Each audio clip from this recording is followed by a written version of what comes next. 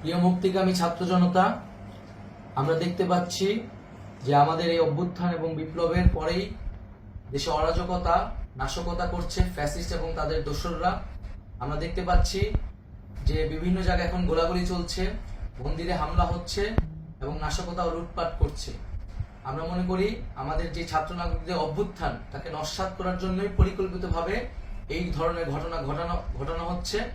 আমরা মুক্তিকামী ছাত্র জনতাকে সজাগ এবং সতর্ক থাকতে আহ্বান জানাচ্ছি এবং আমাদের যে অন্তর্বর্তীকালীন সরকার, আমরা সেই সরকারের যে প্রস্তাবনা 24 ঘন্টার সময় নিয়েছিলাম, জরুরি পরিস্থিতি মোতাবেক আমরা এখনই তার একটি রূপরেখা ঘোষণা করছি। আমরা সিদ্ধান্ত নিয়েছি যে সর্বজন গ্রহণযোগ্য আন্তর্জাতিক খ্যাতিসম্পন্ন নোবেল পুরস্কার বিজয়ী ডক্টর মোহাম্মদ ইউনূসকে প্রধান উপদেষ্টা করে অন্তর্বর্তীকালীন সরকার গঠন করা হবে এবং ডক্টর মোহাম্মদ ইউনূসের সাথেও আমাদের কথা হয়েছে। তিনি ছাত্র জনতার আহ্বানে বাংলাদেশকে রক্ষা করতে এই গুরু দায়িত্ব নিতে সম্মত হয়েছে।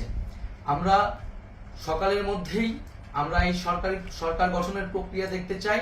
রাষ্ট্রপতির কাছে আহ্বান থাকবে যে দ্রুত সময়ের মধ্যে ডক্টর মোহাম্মদ ইউনূসকে প্রধান উপদেষ্টা করে অন্তর্বর্তীকালীন সরকার গঠন করা হোক এবং এই অন্তর্বর্তীকালীন সরকারের বাকি সদস্যদের নামও আমরা সকালের মধ্যে ঘোষণা করব।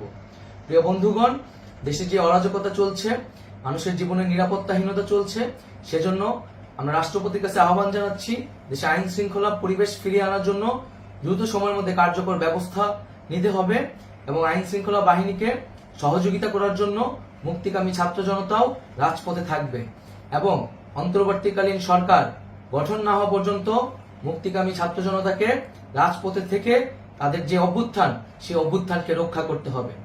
প্রিয় বন্ধুগণ, আমরা রক্ত দিয়েছি, শহীদ হয়েছি। আমাদের যে প্রতিশ্রুতি একটি নতুন বাংলাদেশ গঠন করার জন্য, সেটিকে আমাদের অবশ্যই বাস্তবায়ন করতে হবে এবং অবশ্যই ছাত্র জনতার প্রস্তাবিত সরকার বাদে কোনো ধরনের সরকার কিন্তু মেনে নেওয়া হবে না।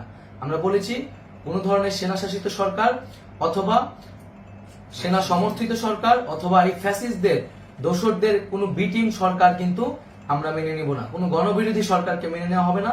ছাত্র জনতার অভ্যুত্থানকারী যে প্রস্তাবিত সরকার, অন্তর্বর্তীকালীন সরকার, যেটা আমরা সিদ্ধান্ত উপনীত হয়েছি ডক্টর মোহাম্মদ ইউনূসকে প্রধান উপদেষ্টা করে এই সরকার গঠন করা হবে, সেই সরকারকেই বাস্তবায়ন করতে হবে অবিলম্বে।